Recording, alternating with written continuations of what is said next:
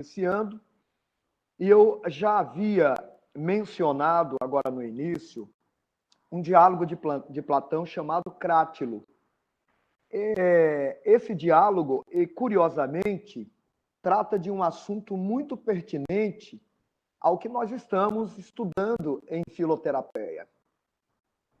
Esse diálogo se inicia com uma briga entre Crátilo e Hermógenes, que são dois personagens. E Sócrates também. O Hermógenes procurou Sócrates e foi se queixar porque Crátilo tinha entrado numa discussão com ele e até de nível agressivo. O que foi que aconteceu? Crátilo fala para Hermógenes que o nome dele está errado, o nome de Hermógenes. E está errado por quê? A explicação de Crátilo é o seguinte: você não pode ser chamado de Hermógenes, porque Hermógenes é um deus do comércio, da riqueza. É inclusive o grande intermediário entre Deus e os homens. E você é paupérrimo, você não tem dinheiro. Como é que você pode ser chamado de Hermógenes, filho de Hermes? Hermógenes significa filho de Hermes. Aí ele falou o seguinte: você não pode ser chamado de Hermógenes, porque o nome que alguém recebe tem que corresponder ao que ele é existencialmente. E você não é rico. Você nem comerciante é. Como é que você pode ser chamado de Hermógenes? Aí começa uma briga, né? Eles, mais ou menos assim, eu vou inventar umas coisas, mas lendo o diálogo, vocês filtram para vocês o que é invenção minha para elaborar uma didática e o que é que está realmente lá no diálogo. Eu prometo não fugir do contexto, mas me deixem à vontade para pintar os personagens como manda a minha fantasia. Prometo que eu não saio do contexto. Então surge a briga entre Crátilo e Hermógenes. E Hermógenes, tá tudo bem, eu vou me queixar de Sócrates. Eu vou lá perguntar por que é que você está com essa implicância comigo. E aí o diálogo com Sócrates começa o Hermógenes fazendo essa queixa. Sócrates, você já pensou? Meu pai me dá um nome, Hermógenes. Todo mundo me conhece como Hermógenes. E sabe que eu sou Hermógenes. Aí vem Crátilo, com toda a pedância dele, e diz que eu não posso ser Hermógenes, porque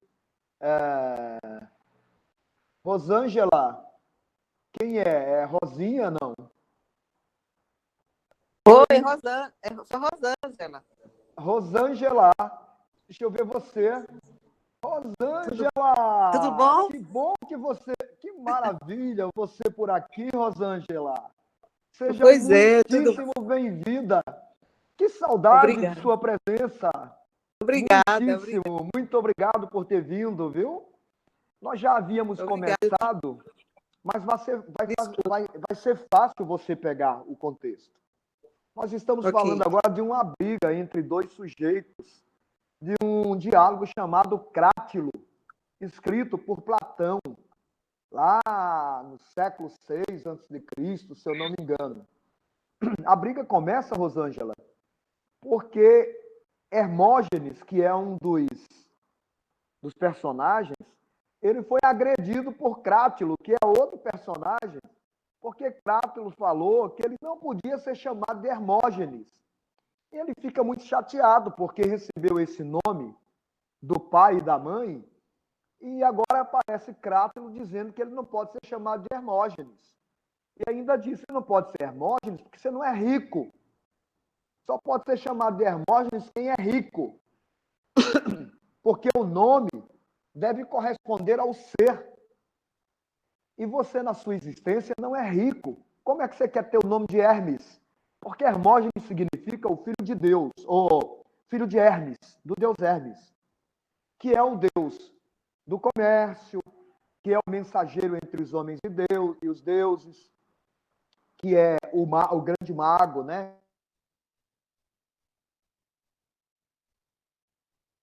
E Hermógenes, então, diz, não, desse jeito eu vou procurar Sócrates para me queixar. e tirar as dúvidas. Então ele procura Sócrates, e Sócrates vê que Hermógenes vai chegando e diz: e aí, Hermógenes, qual é o problema?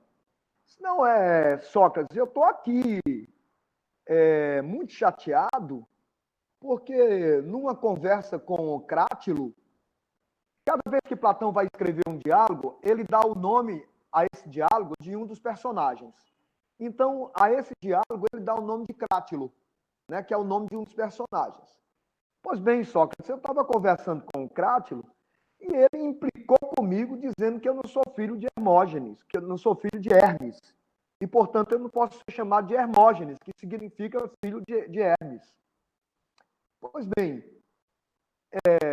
a tese de Crátilo é que se você recebe o nome de Rosângela, por exemplo, você precisa saber qual é o significado desse nome e se ele corresponde à realidade existencial que você tem. Se, por exemplo, Rosângela significar aquela que é possuidora do bem de todas as rosas, se esse nome significa, por exemplo, que você é dona do jardim de todas as rosas, e, segundo Crátilo, você vai precisar mostrar que na sua existência você é toda atrativa para as rosas e, portanto, você tem que ser chamado de Rosângela somente se você tiver uma profunda afinidade com as rosas, né? E se você, por exemplo, for o anjo das rosas, ou Rosângela, Angelos em grego e rosa em português. Rosângela, então, teria que ser o anjo das rosas. Olha que bonito isso, né, Rosângela?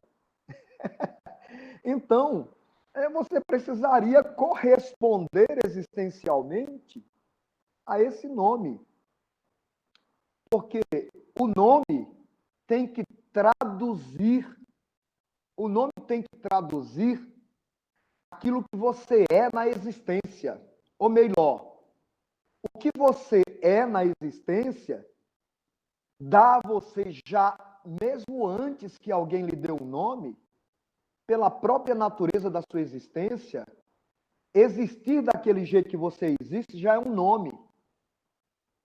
Então, o nome deve corresponder à coisidade da sua existência. E chega Hermógenes e diz assim: eu estou passado, Sócrates, eu preciso de uma explicação profunda sobre isso. Aí Sócrates ainda tenta amenizar os ânimos e diz assim: eu preciso ouvir Crátilo para saber qual é a explicação de Crátilo sobre isto. Por que é que ele disse que você não pode ser chamado de Rosângela, ou de Hermógenes? Né? Vamos lá. Aí eles encontram o Crátilo, e Crátilo diz: não, ele não pode ser chamado de Hermógenes, porque ele não é rico. Só pode ser chamado de Hermógenes quem é rico. Por exemplo, você recebe o nome de Diego, Di significa dois, ego significa eu. Seu nome é aquele que possui dois eus. Se você não usar isso direito, você vai ficar meio esquizofrênico. Você vai ter duas personalidades. Então é preciso saber se você é Diego na sua existência, se você assume duas personalidades, né? Que na hora de lhe dar o nome, segundo os gregos, dentro desse contexto, aquele que vai lhe nomear, que é chamado de onomatetes em grego, e às vezes onomaturgo, ele tem que lhe nomear levando em consideração o ser das coisas. Isso é a explicação de Crátilo para Sócrates e para Hermógenes. Na hora que um pai vai chamar um filho de Hermógenes, ele tem que saber dar o nome certo, senão ele vai frustrar a vida do filho. Agora, eu me lembro dos nomes que os pais inventam para dar aos filhos, né? Eu conheço uma pessoa que a mãe trabalhava numa farmácia, aí uma vez lendo a bula de um remédio, viu o nome Emitomicaine, que era o nome do laboratório, né? E ela achou muito bonito esse nome. Chegou em casa e disse: eu já encontrei o nome para minha filha. Desculpem, gente, mas eu preciso rir com isso. Porque eu conheço a pessoa de muito perto. E ela disse para o marido: encontrei um nome lindo para dar à menina. Ela vai ser chamada de Emitomicaine. De Emitomicaine. E deu. Tadinha da menina, até hoje ela sofre com isso, principalmente na escola, quando vai se apresentar aos colegas. Então, e a mãe, e diga-se de passagem, a mãe sequer sabe qual é o significado do nome. Para Crátilo, isso seria um desastre, porque nomear alguém é de responsabilidade imensa. Né? Assim, dar um nome a alguém é uma responsabilidade imensa. O nome é carregado de um significado existencial. Para Crátilo, o nome corresponde à coisa mesma. O nome corresponde à própria existência da coisa, do ser. Então, nome e coisa são o mesmo. Se você diz Iavé, você está dizendo eu sou, ou aquele que é, né? Aquele que é significa o próprio ser da vida. Então, o nome Iavé significa o ser de tudo, sem o qual nada existe. Né? É o eu sou da vida. Então, claro que existem outras línguas para você dar o mesmo nome. Em português, a gente não diz Iavé, a gente diz eu sou, né? Aquele que é o ser. Né? Quando você tem uma outra forma de dizer Iavé também, você pode dizer Adonai, Baruch Adonai Elohim. Você pode dizer Adonai. E quando você diz Adonai, você está dizendo eterno, aquilo que é eterno. E quando você diz Elohim, você está dizendo espírito. Quando você diz Baruch Adonai Elohim, você está dizendo que as bênçãos do Espírito Eterno caiam sobre ti. Que lindo isso, né? É assim que o judeu ortodoxo se dirige aos filhos e diz Baruch Adonai Elohim. Deus te abençoe, né? Então, Adonai, porque é eterno, está se referindo à eternidade. Então, esse nome deve corresponder à própria coisa. Aí ele fala, está entendendo, Hermógenes? É por isso que você não pode corresponder ao nome que você tem, porque você é pobre, nunca foi rico, não pode ser chamado de Hermógenes. Aí Sócrates, ele vai defender uma outra tese. A Hermógenes defende a tese de que qualquer nome serve. Se, por exemplo, eu chegar na frente de um cavalo e, junto com os meus co-cidadãos, eu resolvo olhar para aquele animal e dar o nome de Biritu, aquele cavalo vai ser chamado de Biritu.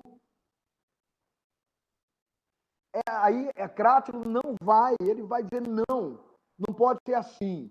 Há uma lei de nomeação das coisas.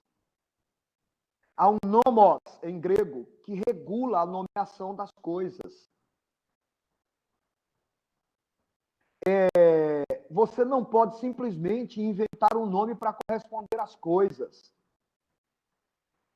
O onomatetes, que em grego significa o fabricador de nomes, aquele que nomeia, Você vê que ainda hoje nós temos uma tradição que assegura essa nomeação. Você ao passar num concurso, você só pode assumir quando é nomeado. Quem é o nomeador? Quem é que lhe nomeia? É aquele que na sociedade tem o poder de nomear pessoas, o chefe, o reitor, alguém do governo, que pode nomear pessoas. Então, é mais ou menos baseado nisso. O onomatetes é aquele que sabe criar nomes, que sabe ditar. Ele é um ditador, é o que dita o nome das coisas. E quando ele cria um nome para você, ele chama de professor efetivo. Professor efetivo significa que você pertence a um quadro efetivo de uma universidade. Aí pode ser adjunto 1, 2, 3, depende da progressão, né, que essa instituição tenha. Então, o nomeador, o onomatetes, aquele que designa as funções e as chama pelo nome, ele vai fazer baseado numa certa lei de nomeação. E isso é a tese, mais ou menos, a tese de Crátilo. Você precisa olhar para o seu filho e saber quais são as dominâncias existenciais de seu filho para dar a ele um nome que esteja carregado da mesma energia ou energia que corresponde à expressão existencial dele. Porque você pode, inclusive, comprometê-lo com a carga que o nome que você dá tem. Nós que somos pais estamos ouvindo isso e estamos repensando sobre as nossas nomeações. Pois bem, Hermógenes diz, não é assim. O nome é escolhido em consenso. Como é o consenso? Eu vou chamar o cavalo de Biritu, e está tudo certo. É só a comunidade concordar. Eu só preciso estar num cartório, diante de um escrivão, e dizer que meu filho vai ser Biritu. Quero nem saber o que vai acontecer na escola com ele. Eu estou querendo, achei bonitinho e vou dar esse nome. Aí, como há um consenso social, a família aceitou e vamos registrar em cartório, está tudo bem. A gente registra em cartório e está tudo certo. Porque nomeações são consensuais. Pois bem, de um lado, nós temos Crátilo defendendo que tem que corresponder ao ser, porque o nome e a coisa são o mesmo. E por outro lado, tem Hermógenes dizendo não, pode ser qualquer nome consensual. Sócrates vai defender uma terceira perspectiva. Sócrates vai ser uma espécie de compatibilista. Ele vai dizer que é preciso escolher um nome que, embora não corresponda à coisa, ou seja, não seja idêntico à coisa mesma, mas que traga em si elementos fundamentais do modo de ser daquela pessoa, daquele ser, daquela coisa. Então, ele vai dizer, o nome não pode ser escolhido aleatoriamente, deve guardar pelo menos coisas, deve guardar pelo menos aspectos importantes da nomeação. Por que é que eu comecei o nosso encontro com isso? Para demonstrar a vocês que não é novo. Boa noite, Janaína, bem-vinda. Então, eu comecei assim para demonstrar para vocês que isso que a gente tem ressaltado nos encontros em filoterapia... Boa noite, Janaína. Boa noite. Isso que a gente tem ressaltado em nossos encontros, de que na nossa existência individual, se nós investigarmos com profundidade, através do que nós chamamos de eicacia anamnésica, que é o nosso método de investigar a historicidade, a existencialidade de um coparticipante, que é aquele que nos procura, nós temos que ter a perícia de encontrarmos dominâncias no discurso dessa pessoa, na linguagem dessa pessoa, que é mais do que discurso, né? Então, é oportuno, e eu lerei parte agora de um texto que eu estou escrevendo para vocês, de um livro, na verdade, um segundo livro que eu estou escrevendo para vocês. Esse é o terceiro livro que eu estou prestes a concluir no Filoterapeia, que vai fundamentar o que quero dizer com base na filosofia clássica, o que quero dizer com dominâncias existenciais, que é um nome que eu cunhei para me referir às diferenças humanas na perspectiva de uma filosofia antiga, socrático-platônica, principalmente socrático-platônica, porque o grego antigo também vai encarar dessa forma. Vocês continuam me vendo e também me ouvindo bem? Pois eu vou começar a ler. Eu sim. Ok. Olha, eu digo no texto o seguinte. No texto eu digo o seguinte. O indivíduo existe em virtude do topã. Topã nós já sabemos o que é. A totalidade da existência, né? O indivíduo existe em virtude do topã de seu autós, de seu si mesmo. O seu autós é o seu si mesmo, que participa da multiplicidade existencial. O que é participar da multiplicidade existencial? No diálogo Parmênides de Platão, a questão é sobre o uno e o múltiplo. E, em algum momento, talvez no passo 129A desse diálogo, Sócrates lembra aos interlocutores, que no caso são Zenão de Eleia e Parmênides de Eleia, ele lembra que existem eidos inatos, tais como a justiça, a grandeza, a beleza, o amor, etc, etc. E isso não vai de encontro a uma crença ou a pressupostos criados pela mente de Sócrates. Ele está querendo dizer simplesmente que o universo inteiro é povoado de ideias. Você já nasce chegando a esse mundo, você já encontra todas as ideias prontas. As coisas já determinam o mundo, né? O mundo determina o seu estar nele. Heidegger vai defender isso, né? O ser, ele só pode ser perguntado e indagado na perspectiva no horizonte histórico, né? Isso significa que quando nós entramos no mundo, nós já encontramos o mundo pronto, né? Boa noite, Zeca. Boa noite, amigo, bem-vindo. Espero que você pegue o contexto, mas vai ser fácil pegar, ok? Olha, então, quando você entra no mundo, quando nós entramos no mundo, nós já encontramos o mundo feito, pronto. O que nós não encontramos é a interpretação que nós fazemos do mundo. Essa vai surgir depois. Mas o mundo já está posto. Todas as ideias que o mundo pode despertar em nós já estão aí. Então, quando a gente entra no mundo, a gente já encontra o mundo povoado de ideias. A ideia de beleza, a ideia de grandeza, e não só ideias, as coisas determinam o nosso modo de estar no mundo. Por exemplo, você está dentro de uma sala, no exato momento em que eu estou falando com vocês. Você está sentado numa cadeira que determina se vai ser confortável ou desconfortável o seu modo de sentar nela.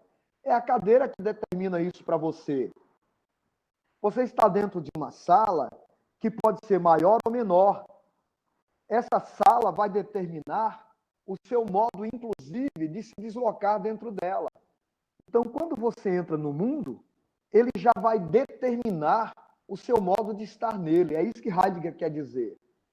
Então, quando a gente diz ideias inatas, a gente também está referindo, numa certa medida, ao que está posto no universo antes que nós entremos nele, né? E aí, quando a gente entra nele, a gente vai encontrar tudo isso já determinado.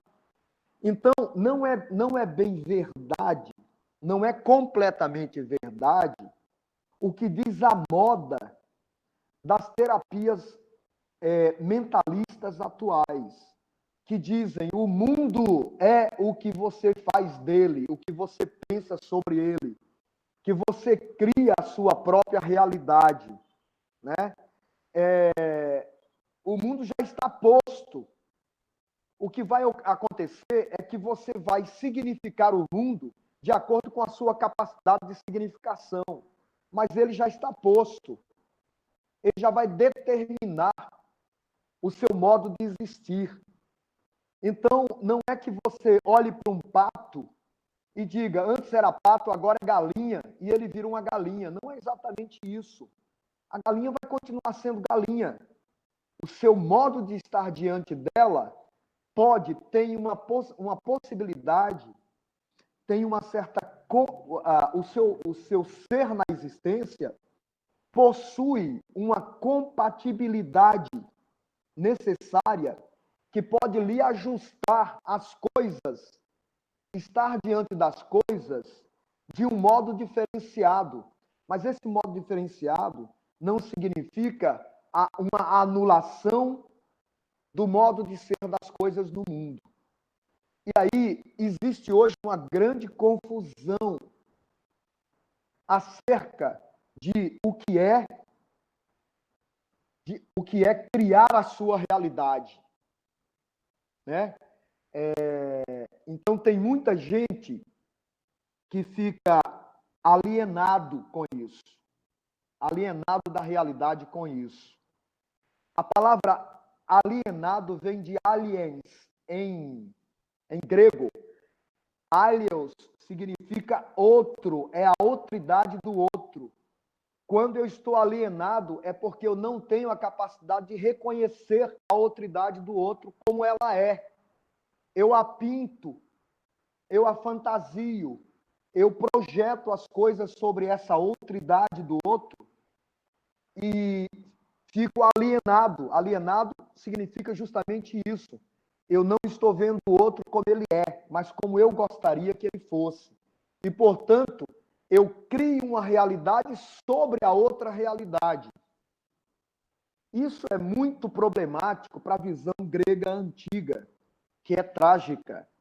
O que é a tragicidade grega antiga? O trágico grego é bem explorado por Nietzsche, que é um filósofo de grandíssima potência, né? de uma grandeza infinita, um pouco maluco, mas imensamente grande, né? Então, quando Nietzsche, ou quando a gente fala de tragédia, a gente não está falando de coisas ruins, meramente ruins. Nós estamos falando que a vida é trágica na sua natureza. Ela é feita de luz e sombras, ela é feita de dores e prazeres, ela é feita de desafios, ela é uma pista de provas. E se você tenta negar as sombras, simplesmente negá-las, você fica alienado. A outridade do mundo tal qual ele é negada por você. E nessa negação, você perde o que há de mais essencial, segundo o grego antigo, que é a sua capacidade de arete, de honra, de estar diante do mundo, no heroísmo de transcender as coisas, tal como elas se apresentam para você. De reconhecer luzes e sombras, estar diante disso e ter uma postura de transcendência, ou de aceitar, melhor dizendo, eu vou trocar transcendência, que é mais platônico, e vou dizer amor fati, como diria Nietzsche, a sua capacidade de aceitar os fatos como eles são, de aceitar, de amar as coisas como elas são. Isso é bem diferente de criar uma realidade sobre a outra realidade, de sobrepor uma realidade sobre outra. Para o grego antigo, isso é muito problemático, porque estar na vida é estar diante dos opostos. É oportuno ressaltar que a juventude odierna busca algo possível, a satisfação unilateral dos sentidos. Eu me entupo de drogas porque eu quero explorar os sentidos e extrair deles apenas aquilo que eu posso chamar de prazeroso. Eu me torno impotente. E aí, novamente, vem um termo usado por Nietzsche. Potência e impotência. Eu me torno impotente no que diz respeito ao enfrentamento da vida como ela é, e aí penso em suicídio muito facilmente, porque eu espero da vida o que ela não pode me dar. Eu me frustro e desisto de viver porque tenho uma postura unilateral face à existência. Eu me entupo de drogas porque o meu culto passa a ser unilateral aos prazeres. As consequências são tendências suicidas, como hoje tem abundantemente, incapacidade de enfrentamento. Aí a regra passa a ser o seguinte: vamos ler o manual do fuck you. Qual é o manual do fuck you? O manual do fuck you é: se não me faz bem, fuck you. Né? Existe um manual do foda-se.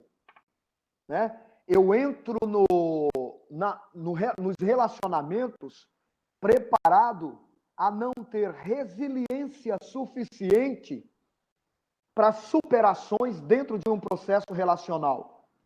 Então, os relacionamentos passam a ser profundamente curtos, cada vez mais curtos e intolerantes. Porque agora eu estou egocentrado. Por que é que eu estou egocentrado? Porque a vida, viver, existir para mim, passa a significar a satisfação profunda do meu próprio centro. Eu perco o sentido de interação existencial. E as indústrias do egocentrismo atual estão explorando essa tendência unilateral do ser humano. Então, voltemos um pouco ao que nós dissemos antes.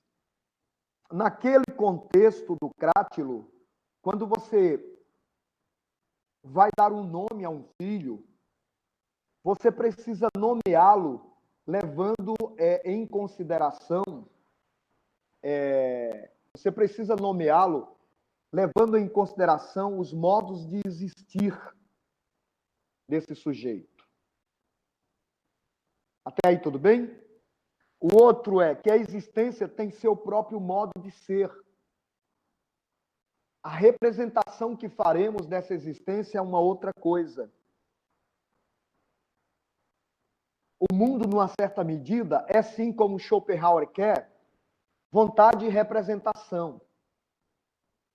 Mas Nietzsche vai ressignificar isso de uma forma grandiosa, fazendo uma leitura mais realista da vida e dando uma outra perspectiva mais celebrativa e menos pessimista. Ele foi discípulo de Schopenhauer, mas ele transforma, ele inverte certas perspectivas schopenhauerianas e constrói uma nova forma de fazer filosofia afirmativa da vida, né? Ele não nega a vida, ele afirma, né? Ele não renuncia ao mundo só porque o mundo é trágico.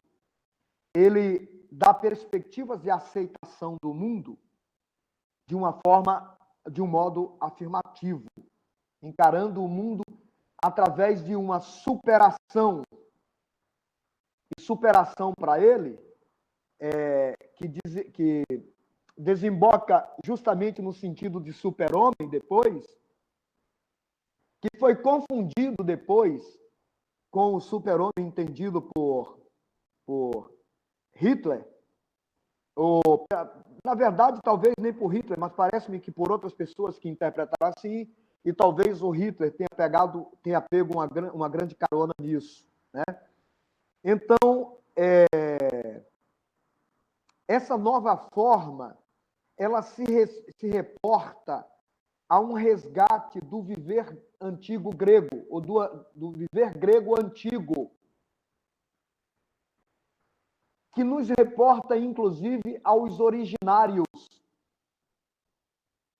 aqueles que existiam lá antes de Sócrates, que buscavam a arqué, princípio das coisas. O que é que eu quero dizer com isso? Precisamos, sim, considerar, de modo platônico, que os eidos, as ideias, já povoam o mundo antes de nós entrarmos nele. E por isso podem ser chamados de inatos. Não fui eu que inventei a ideia de beleza, nem de amor. Eu já entrei no mundo e elas já estavam aqui. Não é verdade? Então, todo o processo de filoterapia é descobrir através de um diálogo, porque ela é dialógica, tanto quanto é a filosofia platônica. Boa noite, Karina, bem-vinda. Já estamos caminhando, se sinta à vontade. Então, boa noite, Karina. Está ouvindo bem a gente? Oi, Karina.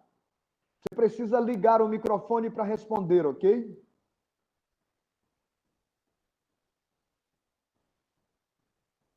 Oi, Karina, boa noite. Ela caiu da rede? Poxa, essa rede não foi feita em Caicó, não é, Ilana? Olha, então voltemos um pouco ao contexto, né? Eu estava lendo para vocês o seguinte, né? O indivíduo existe em virtude do topan. O que é que eu quero dizer com isso? O que é o topan? O topan é justamente a existência em sua totalidade, né? E o que é o autós do ser humano? O que é o autós do indivíduo? O autós do indivíduo é o seu si mesmo. É ele como sendo ele mesmo. Ele no que ele é. Isso é o autós de cada um. É daí que vem a palavra autonomia. Boa noite, Karina. Bem-vinda. Então, o nosso autós é o que nós somos, em nós mesmos, essencialmente. E o topan é a totalidade da existência como a existência é. Agora, do que é composta a existência? De luz, de sombra, de alto, de baixo, de raiva, de alegria, né? De anjos, de demônios, de orixás, de Exus entidades, de Exus orixás. A Topã significa a totalidade da existência. E quando entramos na existência, nós somos trazidos por essa totalidade. Nós viemos inseridos nessa totalidade. O nosso autós, ou o nosso si mesmo, existe dentro do mundo como um microcosmo que reproduz o macrocosmo da existência. Dentro de nós, em nós nós temos braço esquerdo, braço direito, narina esquerda, narina direita, canto direito da boca, canto esquerdo. Peguei vocês agora, né? Pé esquerdo, pé direito. Nós temos raiva, nós temos alegria, nós temos todas as energeias que estão disponíveis ao universo. Universo é uno, mas é também diversidade. Por isso o nome universo, né? É a totalidade das coisas. Quando entramos na existência, nós entramos já encontrando o universo como ele é. E não só isso. O nosso corpo, as nossas emoções fazem parte do universo, não estão separados. Nós estamos ligados ao universo nós estamos ligados ao universo através do ar, através dos raios do sol, através dos raios da lua. Hoje nós sabemos que até sem as energias das estrelas nós não poderíamos viver. Há uma unidade entre nós e o universo. Tá? Essa unidade que existe, ela ou é vivenciada em nossa individualidade, ou ela é vivenciada por nós, ou ela é recortada por nós. A sociedade, tal como existe até hoje, nos ensina a recortar a nossa totalidade, o nosso topã. Né? Quando nós entramos no mundo, nós somos ensinados, por exemplo, que homem não chora. Aí nós engolimos o sapo a partir dessa indicação social, desse ato civilizatório até, e hoje menos do que antes. E aí nós começamos a engolir sapos. Começamos a reprimir o choro. E esquecemos que o choro, ele é um processo natural de escoamento em nossa individualidade. As glândulas lacrimais existem para limpar os olhos e não só isso, para limpar o emocional, para dar movimento ao emocional. Tudo precisa de movimento na existência. Tudo se move, tudo flui. Então, a tentativa, por exemplo, de reprimir o choro é a tentativa de reprimir o nosso topã, a nossa totalidade. Você se lembra que uma criança de colo, quando ela entra num choro profundo, ela chega a soluçar de alívio. Se lembra quando você chorou profundamente na infância, que depois você fazia assim, soluçava e era um profundo alívio depois? A gargalhada também. A criança de colo não perdeu isso ainda. Ela gargalha prazerosa e saudavelmente. Hoje, os cientistas, os psicólogos e até alguns psiquiatras sabem que rir, ou melhor, que gargalhar, cura muitas mazelas. Que chorar cura muitas mazelas também.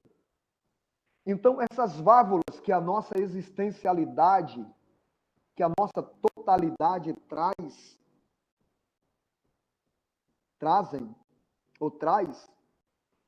faz parte de uma totalidade existencial que nós temos, que é cortada numa certa medida muito significativa, impedindo que nós vivamos a nossa totalidade. De tal modo que nós esquecemos o que na filosofia de Platão nós já dissemos, é chamado de to ergon. Lá no livro 7 da República a gente encontra isso. O que é o to ergon? Vocês lembram muito bem. O to ergon, que pode ser traduzido como trabalho ou missão, é aquilo que constitui a dominância de nossa existência. Você pode encontrar alguém tentando ser um terapeuta. Terapeuta, você já sabe o que significa cuidador, é aquele que cuida de outro.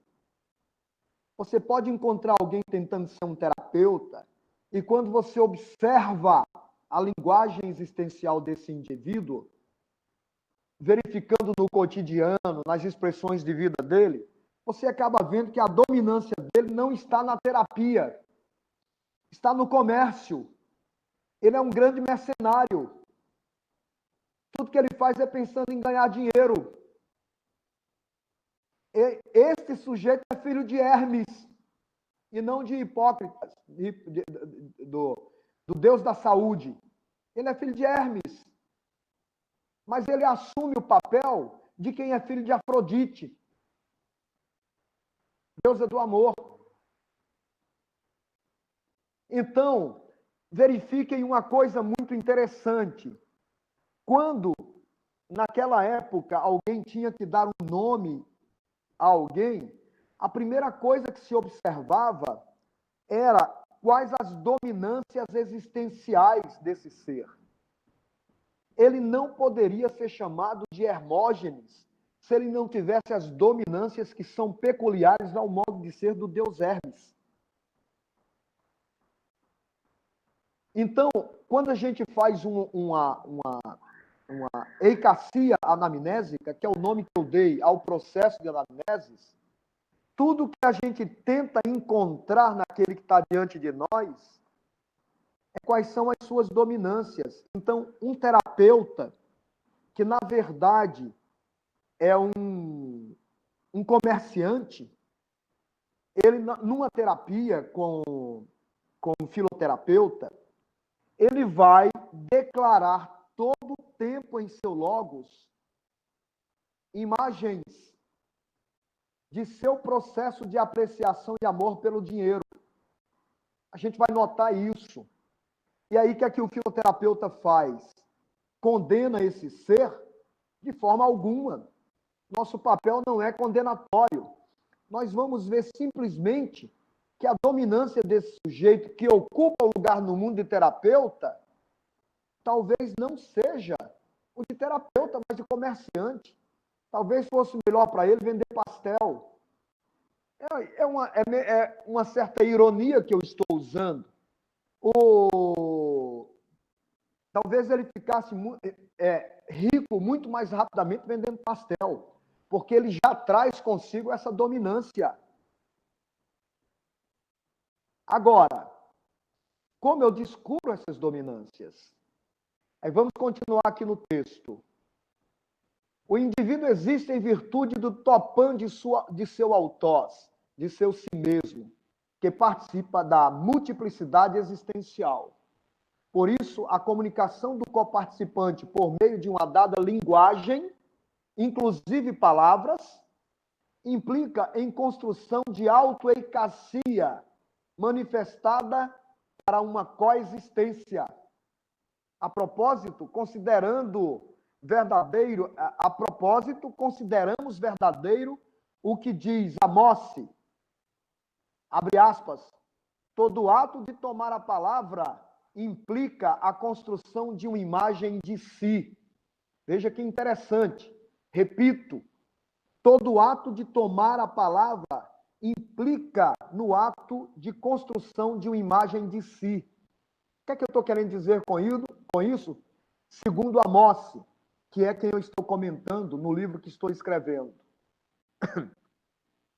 Quando eu, o Racido, estou falando, tudo que eu declaro na minha fala culmina na construção de uma imagem de mim mesmo. Se eu estiver dizendo alguma coisa sobre o Diego, não é de fato sobre o Diego que eu estou falando, mas através das minhas palavras, dos meus gestos, da minha vestimenta, do tom da minha voz, na totalidade dessa linguagem, eu estou criando diante de vocês uma imagem de mim, mesmo sem eu mencionar a palavra eu, mesmo sem a atitude de uma autorreferência, eu estou todo o tempo construindo uma imagem de mim. E enquanto filoterapeuta, é isso que eu devo atentar no outro, num diálogo com o outro. Eu preciso ter a perspicácia, a destreza socrática, maêutica, de tirar de dentro do outro, pela minha escuta, a construção da imagem que ele vai fazer de si, cada vez que ele me diz alguma coisa, toda vez que ele toma posse da linguagem, ele está entregando a mim a construção de uma imagem de si mesmo.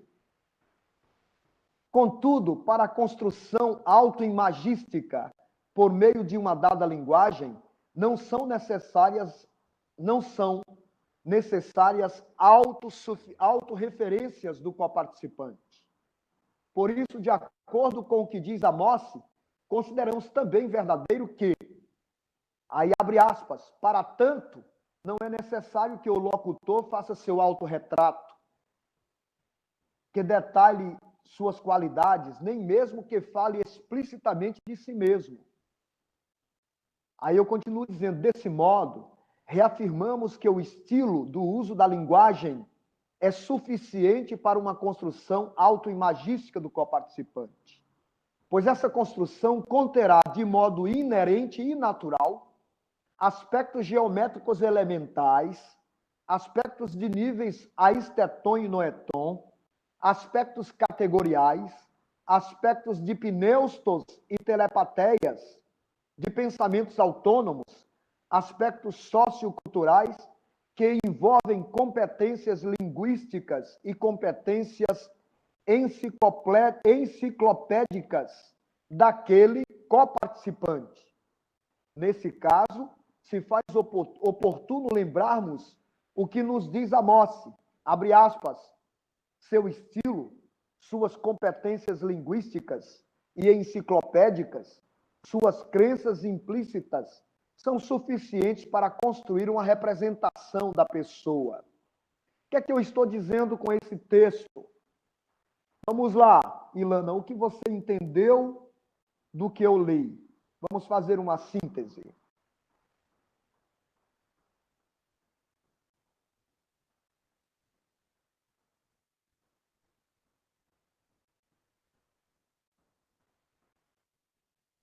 Vamos.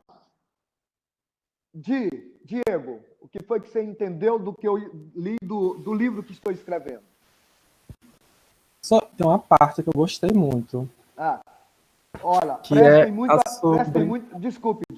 prestem muito atenção na hora de fazer uma ecacia, ok? Vai lá, Di. Na parte que você falou sobre a autocriação da imagem através da linguagem. Sim. Que você até me usou como exemplo. Aham. Eu estava num ciclo de psicanálise e a palestrante ela veio e falou de uma experiência que aconteceu com ela, que ela estava numa sessão com um paciente e ele começou a relatar um sonho que envolvia a família dele e aí ele foi contar os personagens. Personagem tal fez tal coisa, personagem tal fez tal coisa. E no final, a palestrante diz assim, o meu paciente não estava falando da família dele. Pelo sonho, através do sonho, ele estava inconscientemente querendo dizer alguma coisa sobre ele. Não se tratava do que aconteceu no sonho sobre os personagens, que era a mãe dele, que era o pai dele, que era a irmã dele. Era sobre ele que o sonho queria falar alguma coisa e que cabia ao psicanalista traduzir, tentar entender o que o sonho queria significar para a pessoa que estava ali na minha frente, não sobre o pai dele, sobre o que aconteceu, de fato. E eu tenho algumas questões sobre falar sobre o Cátulo, mas aí como é sobre esse texto, então eu deixo para mais na frente. Ok. Que ecacia anamnésica a gente pode fazer do texto do Diego? De quem o Diego falou? O Diego acaba de construir uma imagem de quem? Fala, Ilana. De quem foi que o Diego acabou de construir uma imagem?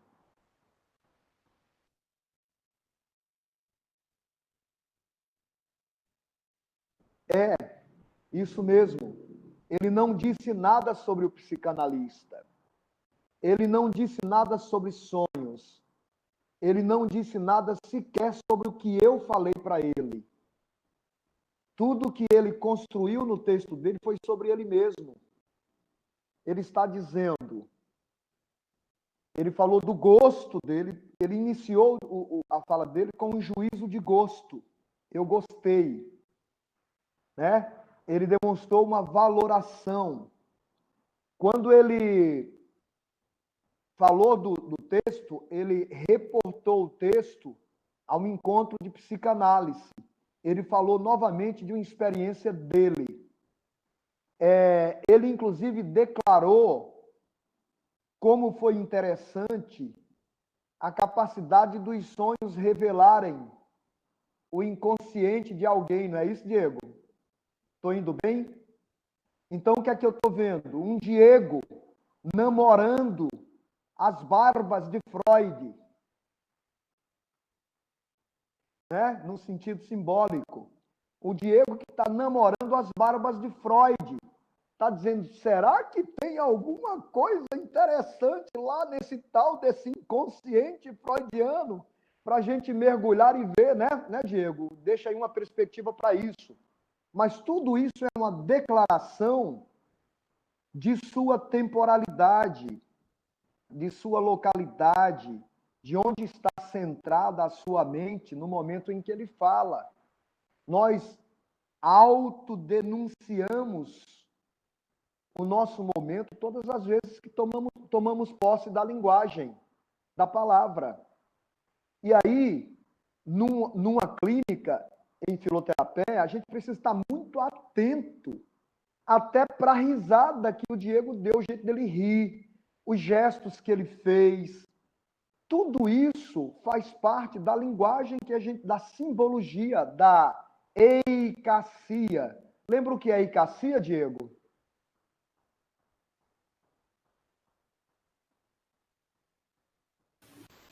Eu anotei tanta coisa, mas não anotei ecacia. Eicacia é imaginação. Primeiro ponto Sim. da linha dividida de Platão. Precisa se encontrar com Racílio de novo.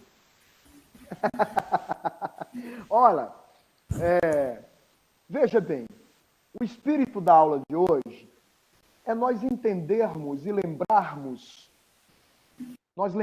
e entendermos que tudo que falamos declara mais de nós do que dos outros ou do objeto do que falamos. Nos localiza no mundo, nos localiza na existência. E é a partir disso que eu posso perceber se as qualidades dominantes que você está me apresentando pertencem mais a Oxalá ou a Ogum. Se elas pertencem mais a Yansan ou a Oxum. Ou, se você quiser, se elas pertencem mais a Hermes ou a Apolo. Porque Sócrates, um filósofo tão racionalista, se dizia de si mesmo ser filho de Apolo. Pouco antes de morrer, ele faz um hino, ele ressalta a beleza do canto dos cisnes, que são aves de Apolo. Os cisnes são aves de Apolo. E sabe o que acontece com os cisnes quando eles sentem que vão morrer? Eles cantam tão belamente que em nenhum momento da existência deles eles cantaram tão bem quanto estão cantando agora. Então é muito fácil saber quando um cisne está para morrer. Porque eles vão cantar de forma como nunca cantaram antes. A morte para eles é um ritual de beleza. E Sócrates, antes de morrer, fez o mais belo canto, escreveu a mais bela obra. Escreveu não, discursou, porque Sócrates nunca escreveu nada, quem escreveu foi Platão. Platão e Aristófanes e outros discípulos, mais Platão do que qualquer outro. Mas a obra mais linda, mais profunda e mais madura de Sócrates, de Platão, de sua terceira idade, é considerado por alguns historiadores, pesquisadores, como sendo o Fédon, que conta a morte de Sócrates, é uma obra da maturidade platônica, né? Pois bem, o próprio Sócrates, filósofo, racionalista, não, eu não concordo com o termo racionalista para Sócrates. Ele é uma outra coisa. Eu falei no encontro passado que teoria em Sócrates não significa especulação mental. Teoria, visão divina, para o grego antigo, é uma visão que lhe permite manifestar-se na vida cotidiana, na vida prática, na existencialidade histórica de um indivíduo.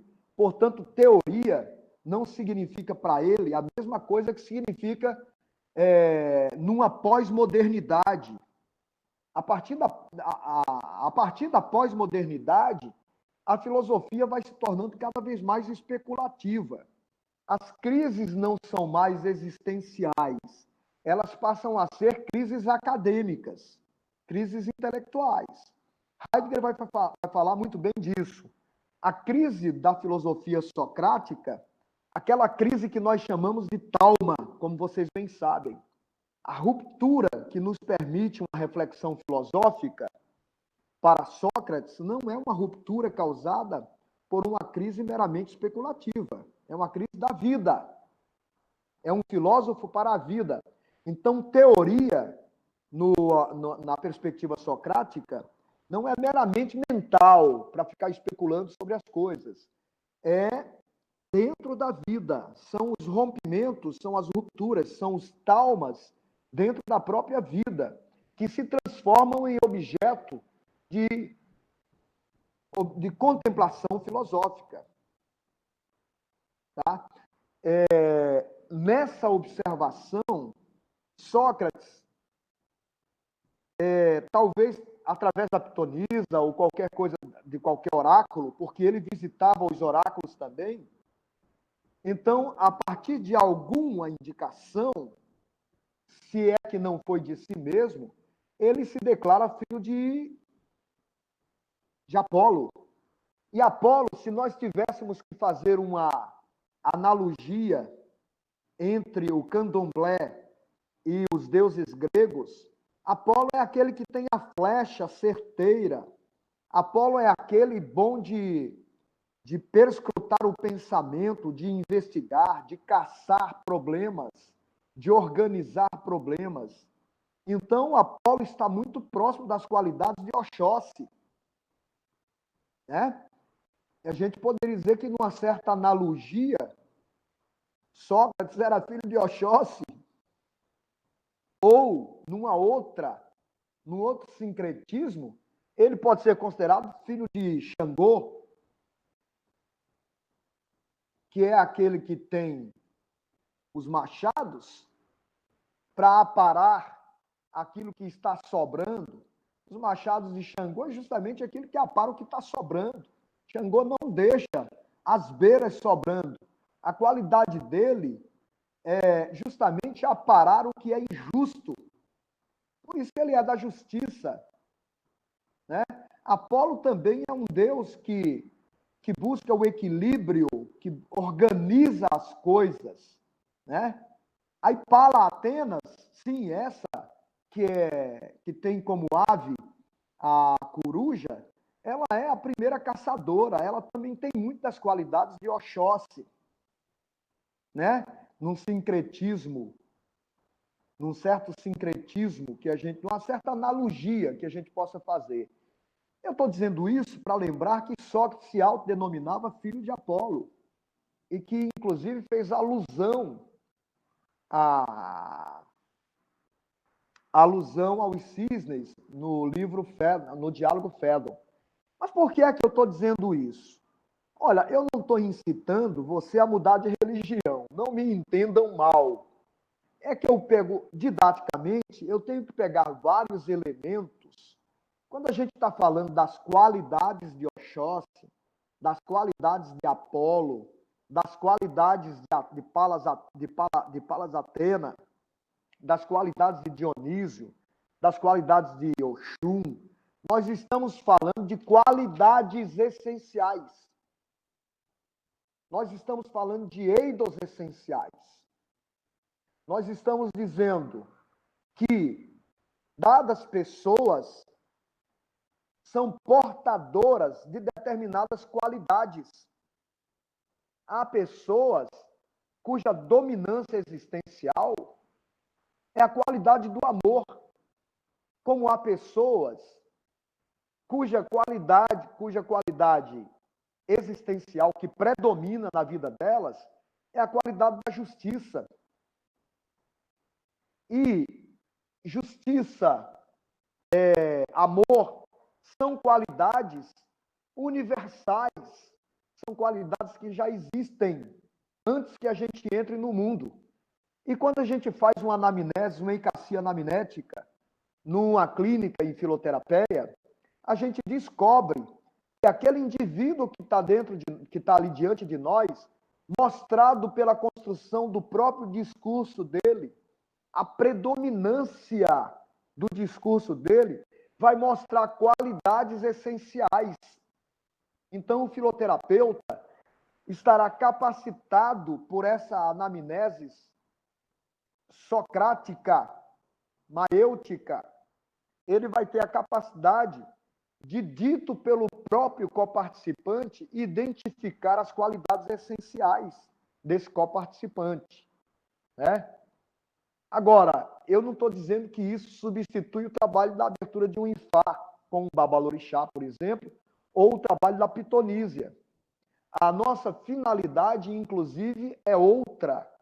É a finalidade de encontrarmos submodos, numa certa linguagem, encontrarmos caminhos para criarmos um procedimento terapêutico para aquele que está diante de nós.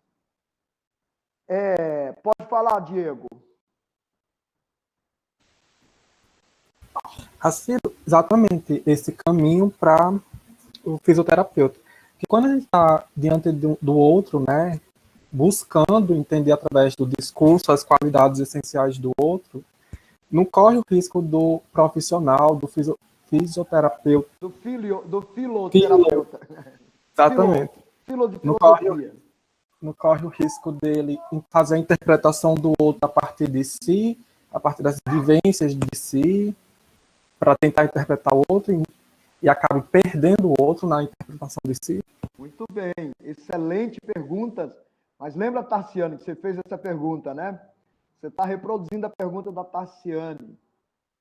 O cuidado que nós temos, Diego, em filoterapeia, é numa clínica pormos de lado os nossos prejuízos.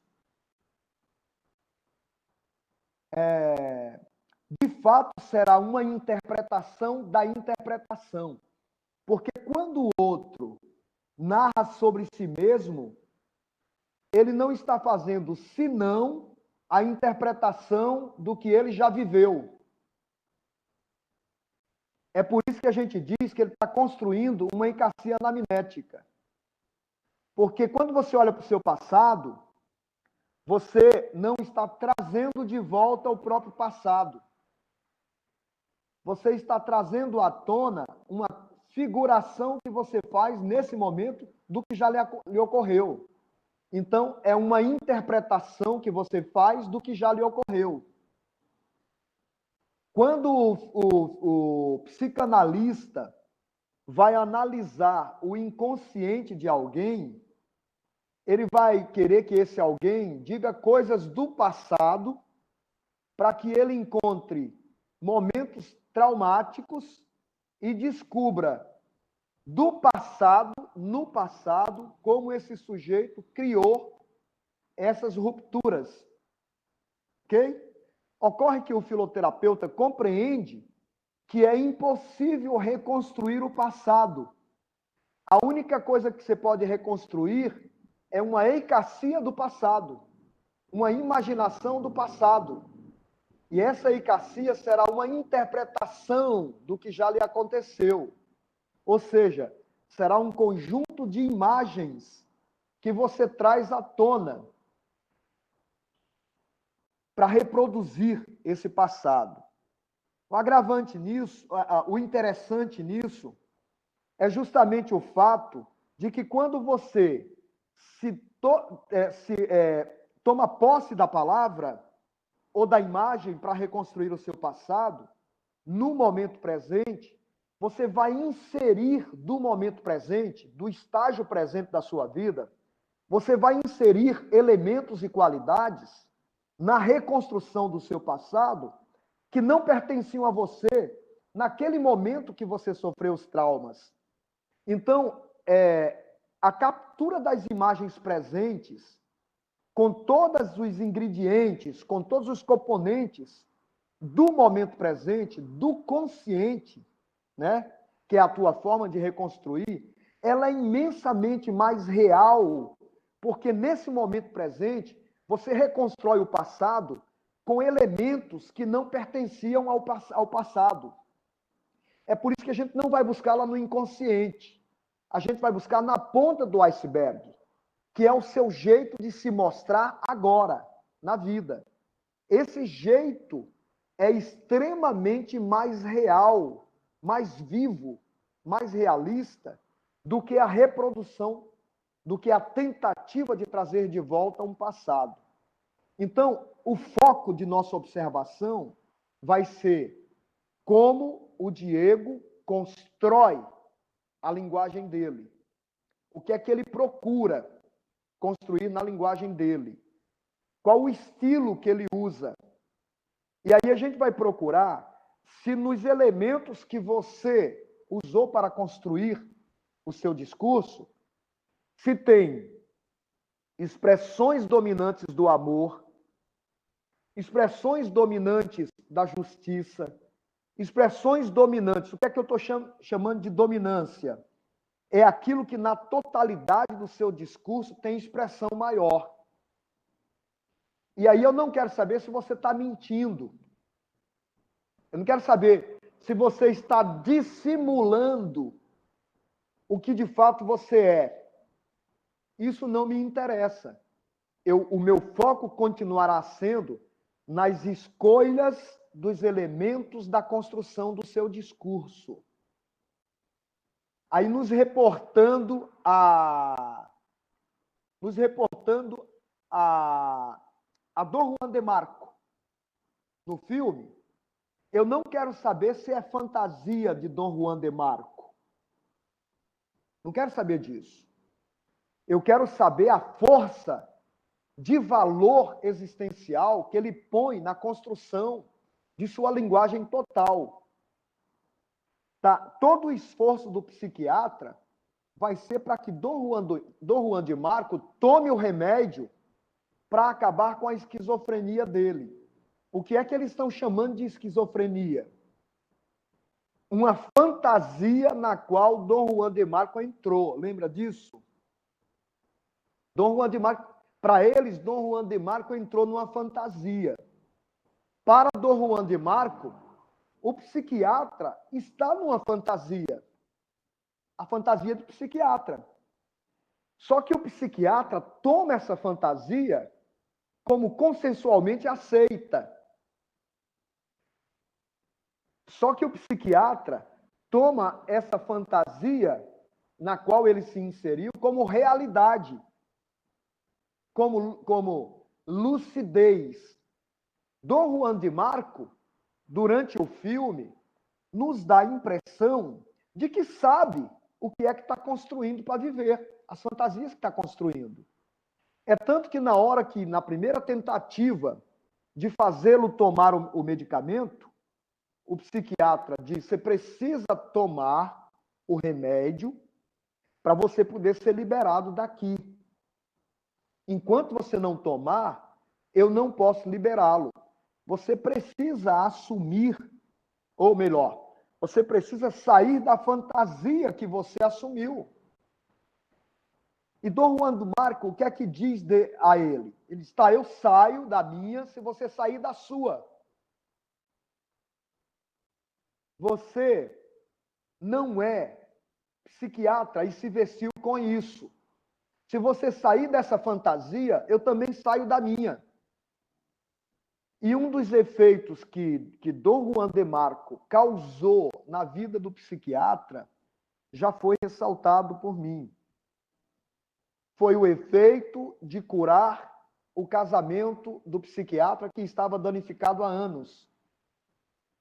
Foi justamente a fantasia de Dom Juan de Marco, transferida para o psiquiatra, foi um processo de transferência, que fez o psiquiatra curar o casamento que já estava falido há tantos anos.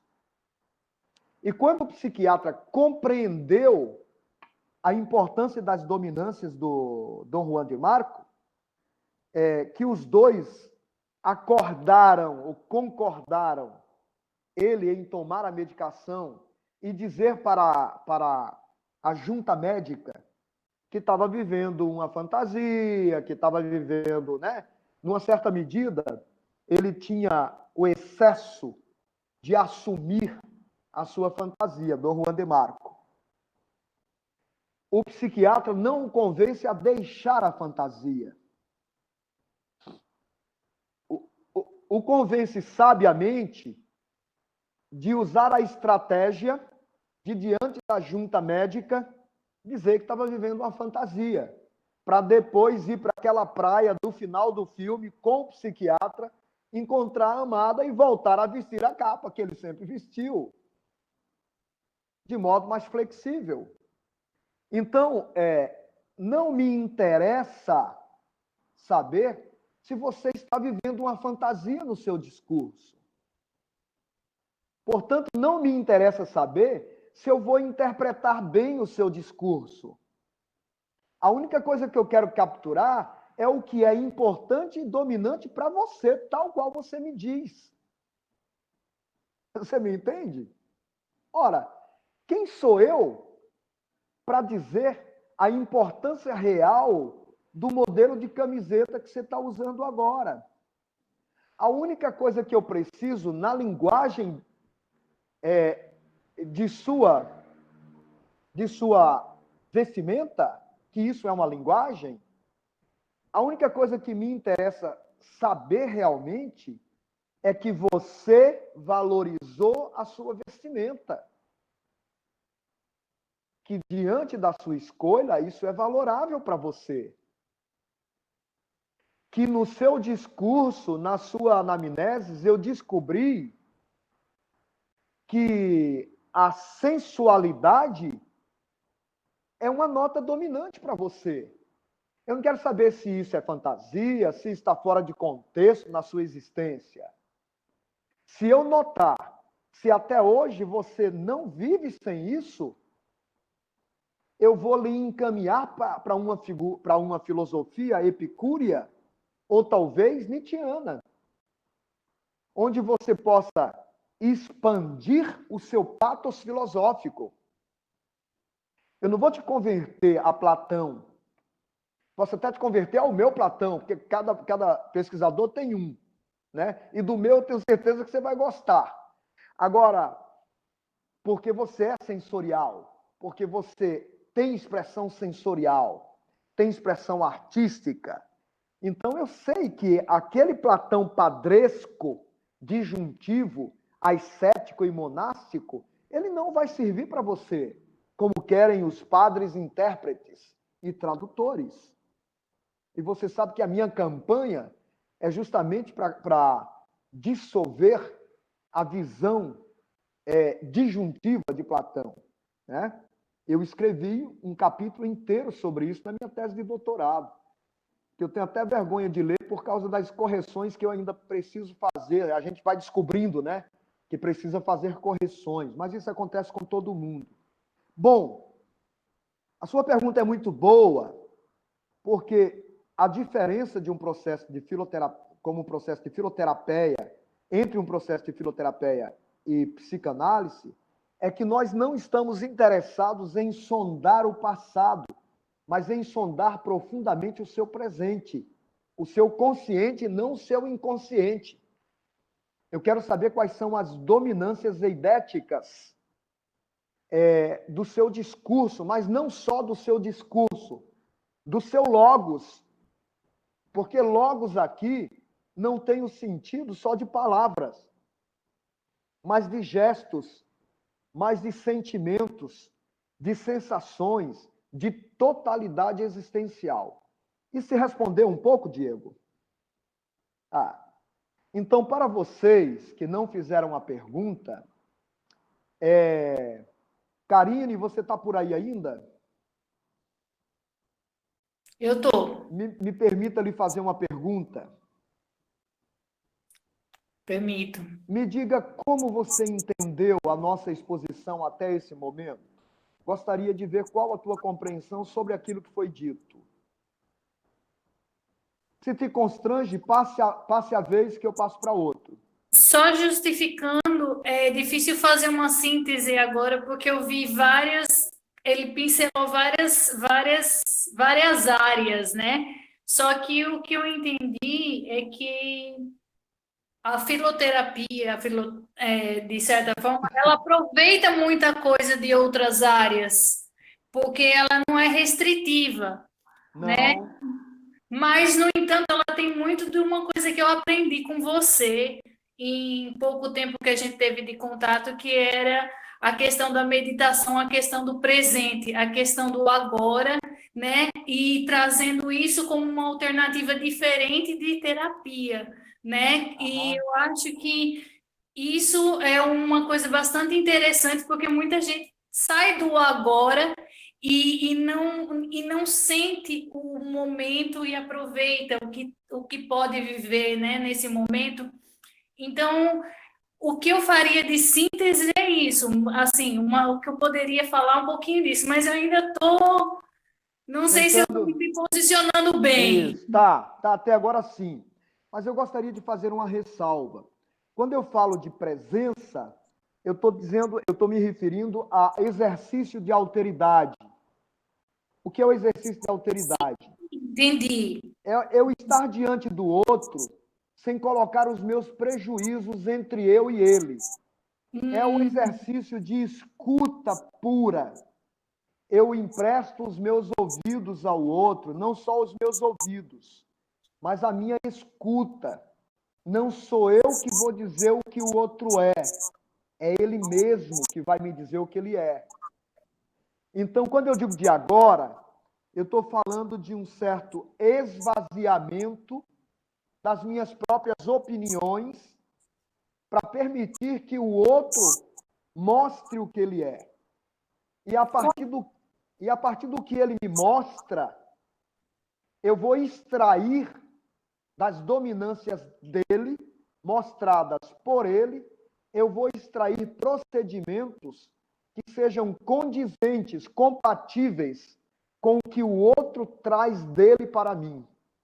Quer dizer, é por isso que a gente chama de terapia não violenta, porque a gente não empurra de fora para dentro, no sentido aristotélico. A gente não está trazendo procedimentos de fora para dentro. A gente está esperando que sejam revelados pelo outro modos a partir dos quais eu possa mapear aquilo que está em harmonia com o que o outro domina ou tem como dominância. Então, por exemplo, essa presença no agora, a qual eu me refiro, do terapeuta, não vai de encontro à temporalidade na qual vivem algumas pessoas. Há pessoas, Karina, que não evoluem. Há pessoas que retrocedem. E isso não é positivo nem negativo. Eu vou te explicar como isso se dá. A procura de Jesus Cristo não é pelo que está no futuro, mas pelo que está no passado. A vida dele é dedicada a um retorno à casa do Pai.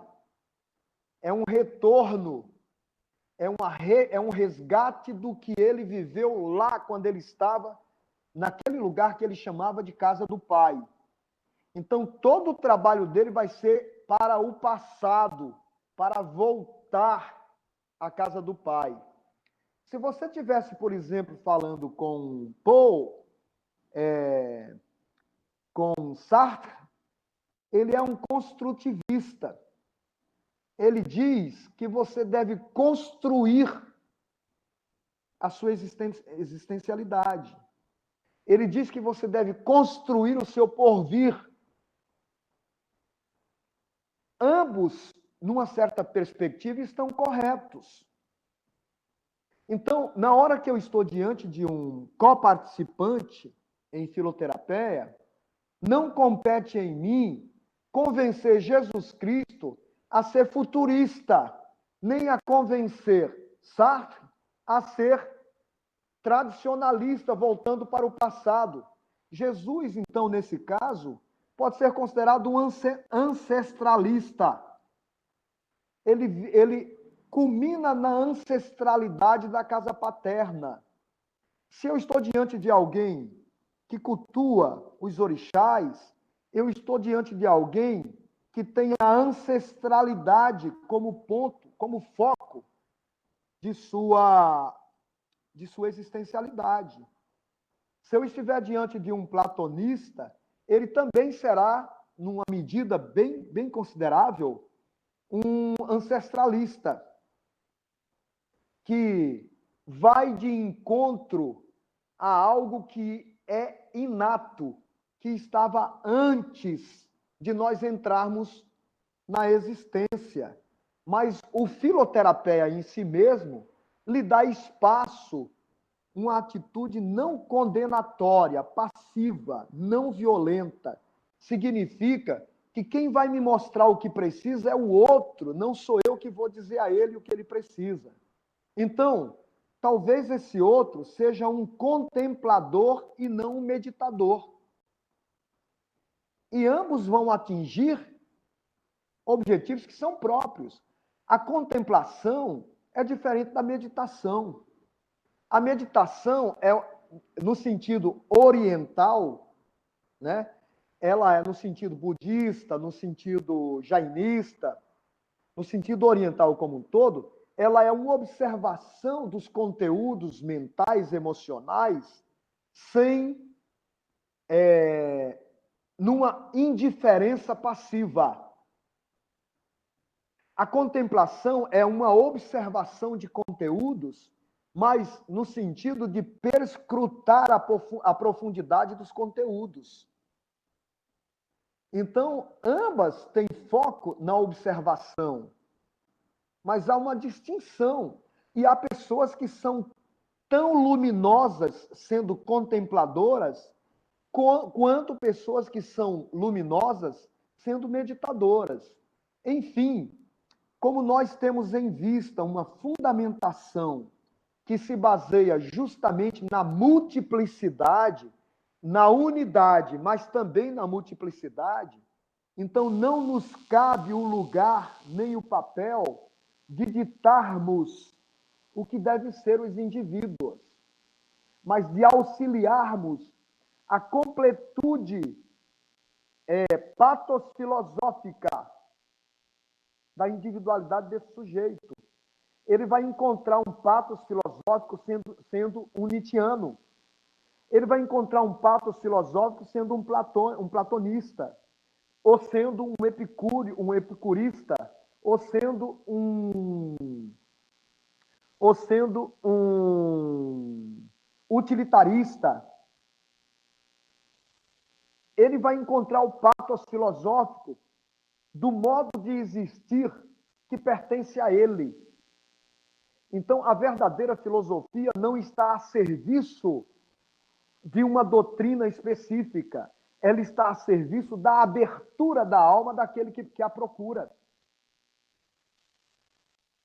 E é justamente essa abertura que nós chamamos de patos filosófico em filoterapeia e que é o foco do nosso trabalho. Nós não estamos procurando a cura do indivíduo. A cura do indivíduo é procurado por sistemas consensuais médicos e psicológicos, psiquiátricos.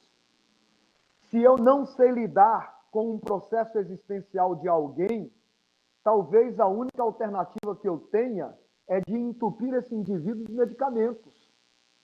Mas isso não significa que eu tenha a resposta absoluta sobre esse indivíduo. Isso significa apenas que a minha ciência só foi até aí. Ela só descobriu uma muleta, ela só descobriu uma ferramenta para impedir que o sujeito, por exemplo, tire a sua própria vida. Mas isso não é uma resposta absoluta. Na perspectiva filoterapêutica, nós também não queremos encontrar uma resposta universalmente absoluta, mas apenas uma abertura que possa devolver ao indivíduo aquilo que é sua totalidade. Então, a gente descobre isso pelas dominâncias.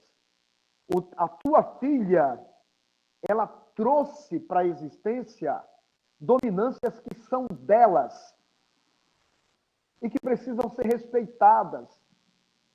Diante de alguns terapeutas, ela pode sofrer uma violência terrível, porque eles podem procurar curar a sua filha de algo que não pode ser curado. Há coisas no indivíduo que são talvez condenadas por uma sociedade que procura curá-lo, e isso vai ser uma violência absurda. Você imagine você tentar curar um Dom Juan do amor, curá-lo de ser amoroso, curá-lo de ter o amor como meta principal da vida dele. Se você convencer esse homem a parar de amar como ele ama, você acabou com a vida dele. Então, todas as vezes que a gente entra num contexto baseado em protocolos médicos, psiquiátricos, psicológicos, psicanalíticos, a gente precisa investigar se esses protocolos estão a serviço de um recorte existencial e que se eles não são apenas declarações da incompetência científica. A ciência não é absoluta, a ciência médica não é absoluta, a ciência psiquiátrica não é absoluta, o caminho da psicologia não é absoluto. E não sendo, nós corremos o risco, isso não tira a validade e o mérito desses caminhos que salvam tanta vida, têm esse propósito e realmente salvam. Mas isso não dá a eles o status de que defendem o começo, o meio e o fim do que pode ser importante para uma existência humana. E aí a filosofia não tem a cura ou o reajustamento social, o ajustamento social, como fim último. Pelo contrário, você vai encontrar filósofos sendo chamados de malucos, de loucos. Nietzsche é um louco. Sócrates também é considerado um louco. Ele vai tomar cicuta. Ele não serve para a sociedade, porque ele tem como escopo algo muito maior do que o ajustamento a um padrão social. Agora, resta saber se esta loucura, ou isso que está sendo considerado loucura pela sociedade, o que é que a recuperação e a cura dessa loucura tira do indivíduo. Porque ele pode estar tirando do indivíduo o que há de mais essencial para esse indivíduo. Por isso que a filosofia é considerada tão perigosa. Porque ela está interessada em algo muito maior. Imaginem Jesus Cristo sem o chicote na mão dele. Você não teria como escrever os 4 evangelhos. Imagine Jesus Cristo sem olhar para a multidão e dizer, raça de víboras. Eu fui generoso. Eu acho que ele não falou desse jeito. Deve ter sido muito mais forte o jeito que ele falou. Raça de víboras, até quando acreditareis que escapareis da ira divina? Você acha que ele disse isso mansamente? Com licença, eu preciso chamá-los de raça de víboras. Me dão licença? Você acha que foi com essa educação e com boas maneiras que o Jesus Cristo derrubou mesas de vendilhões de templos?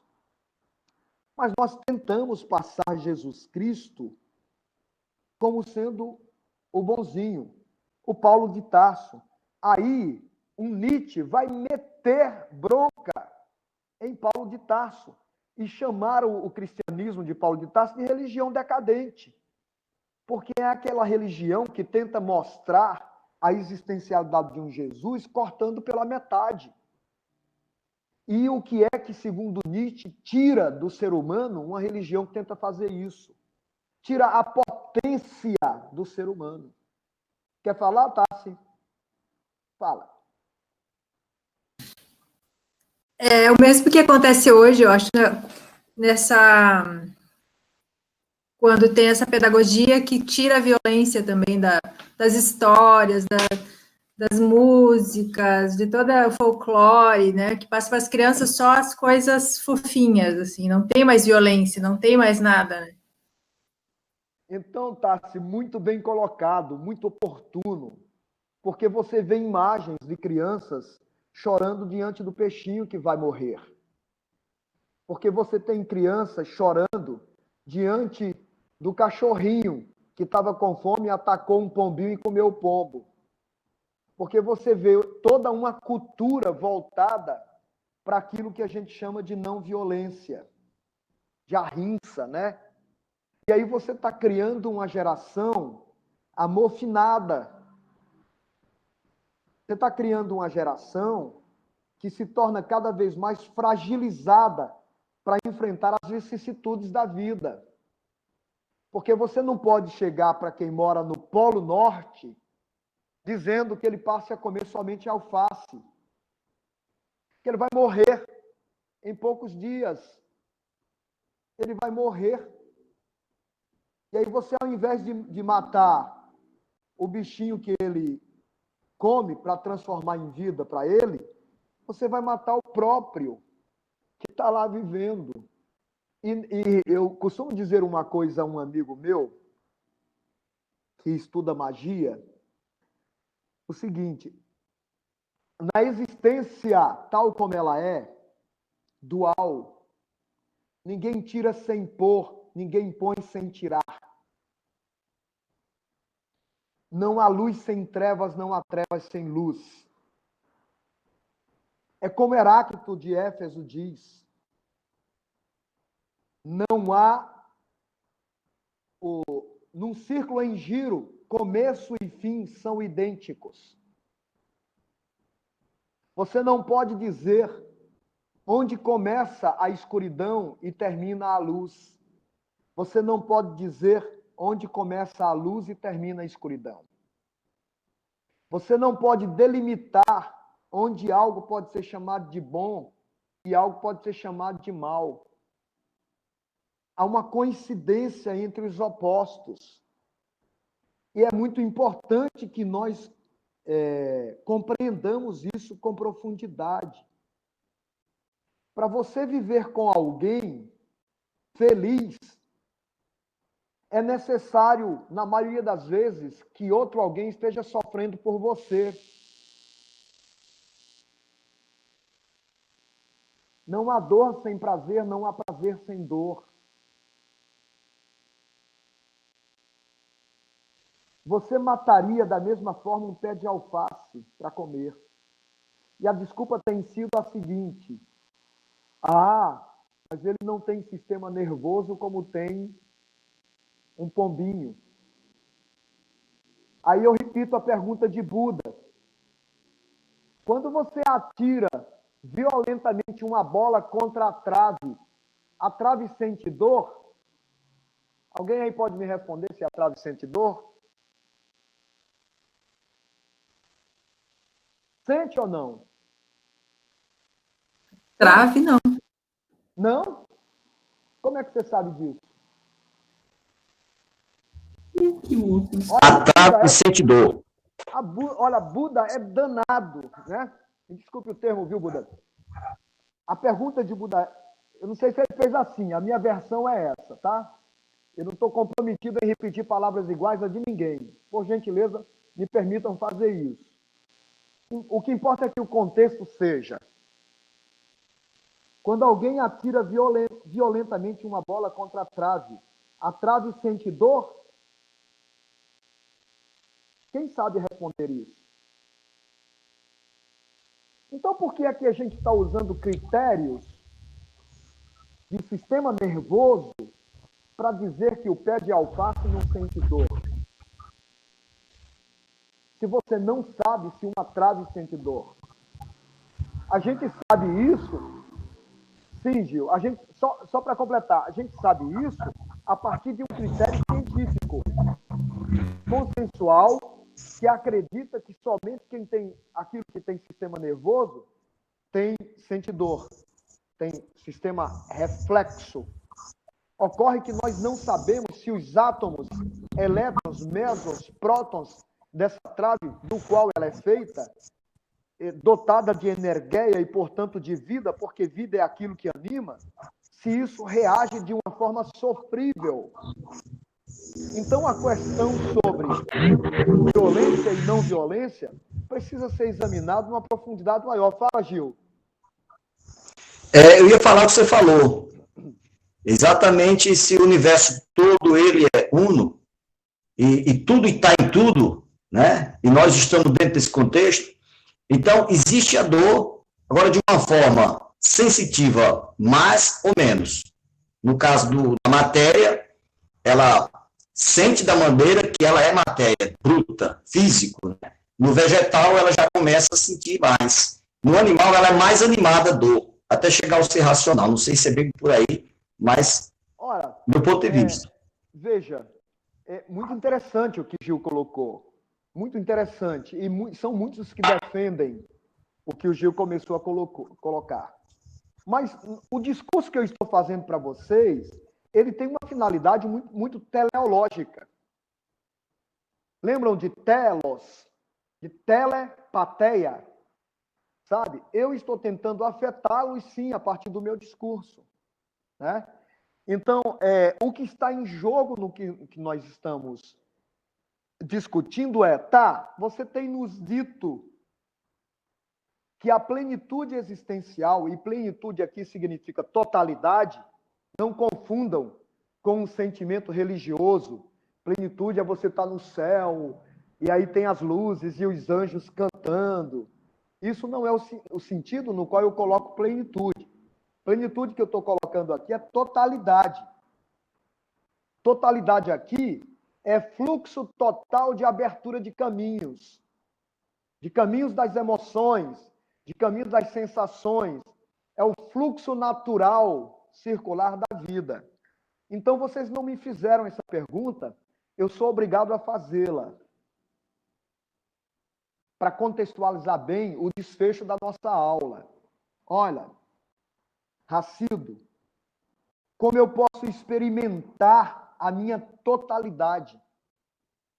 Qual o exercício ou melhor, qual a vivência? Porque não se trata de uma técnica. A técnica só é genuinamente boa se ela se transformar para você em uma vivência. Enquanto ela permanece uma técnica, ela não pode ser boa para você, ela é uma violência. Somente quando você entra nela e a vivencia, ela é uma reintegração com a sua totalidade. Então, eu posso perguntar a vocês o seguinte: qual foi a última vez que você chorou abundantemente? Qual foi a última vez que você gargalhou abundantemente? Qual foi a última vez que você deu energia, ou seja, se movimentou no seu corpo? Qual foi a última vez que você suou? Qual foi a última vez que você deu vazão à vida do seu corpo, à sua vida emocional, à sua vida mental? Qual foi a última vez que você deu passagem a essa circularidade? Janaína continua por aí ainda? Ok. Olha, a pergunta é: quantas vezes por dia você pratica, você vivencia alguma ação que te permite a circularidade do seu todo. Aí eu posso fazer a pergunta da seguinte forma: você está abrindo os caminhos da sua totalidade? Você está liberando passagem para as suas energias? Energia aqui não significa uma fumacinha azul saindo da minha mão e indo para a sua, não. Significa energeia, movimento. Movimento de vida. Energeia, de onde vem a palavra energia. Você está movendo as potencialidades com as quais você veio para a vida.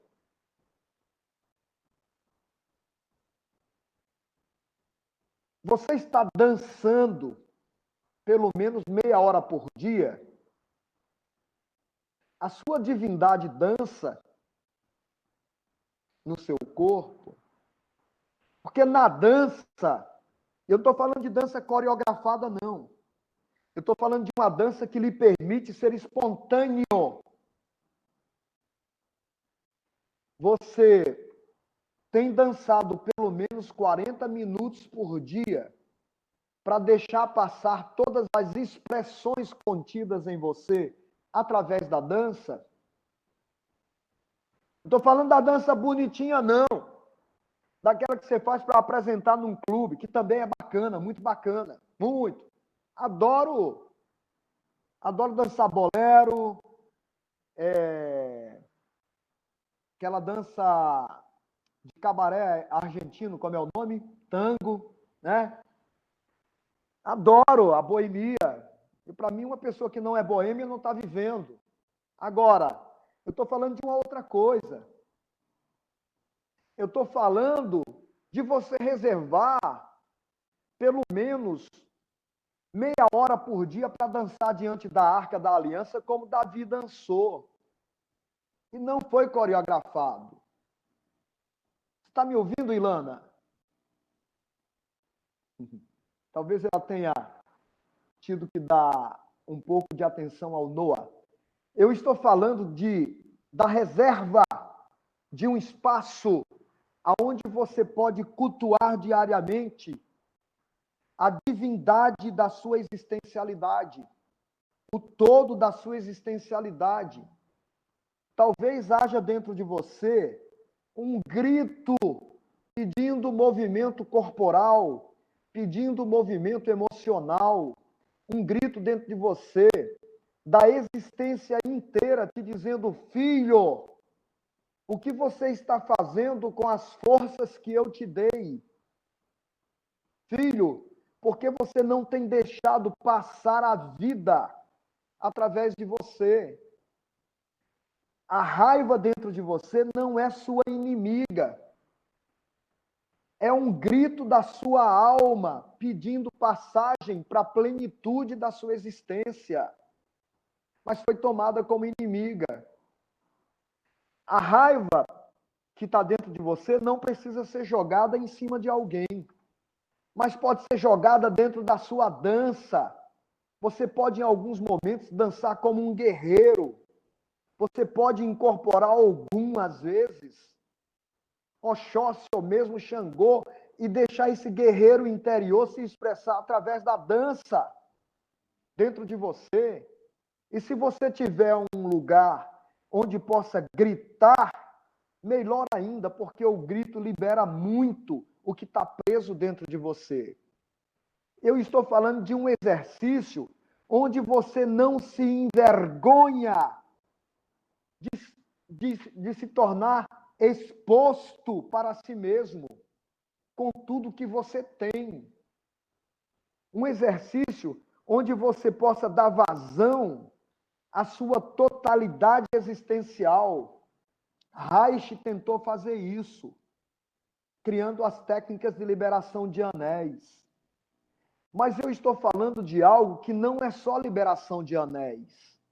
Liberar anéis é pouco, porque o que grita criativamente dentro de você É a voz divina cobrando de você o tesouro que te deu desde que você veio à existência e até antes, e que você está suprimindo por causa de um ato civilizatório que te impede de ser você mesmo. É preciso que você crie espaços, e aí o filoterapeuta tem esse aspecto prático, vivencial. Agora, na pandemia, nós não podemos ter os encontros que deveríamos ter vivenciais presenciais, onde eu dou a vocês o presente das técnicas eleitas pelo filoterapeuta na formação de um filoterapeuta. E nessa vivência, nós temos as vivências que nos permitem sermos totais, de modo autônomo. Eu elegi aquelas que dependem só de nós. Eu não elegi, por exemplo, que você tome uma droga alucinógena, porque ela não depende do seu autós, não depende da sua autonomia. Eu escolhi técnicas que fazem o mesmo efeito e que não são halógenas, ou melhor, quero dizer, que não sejam dependentes de fatores externos. Você já traz consigo as suas forças.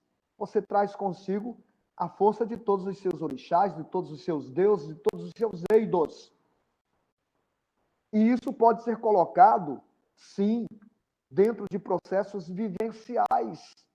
E talvez nós estejamos agora desenvolvendo algumas doenças porque não estamos dando passagem a essa totalidade existencial, que enquanto energia precisa de movimento. Movimento saudável da sexualidade, que é a força mais potente que existe no ser humano. A força sexual no ser humano é tão forte que é ela que cria outro ser humano. Ela é mais poderosa do que a bomba atômica, porque a bomba atômica só consegue destruir.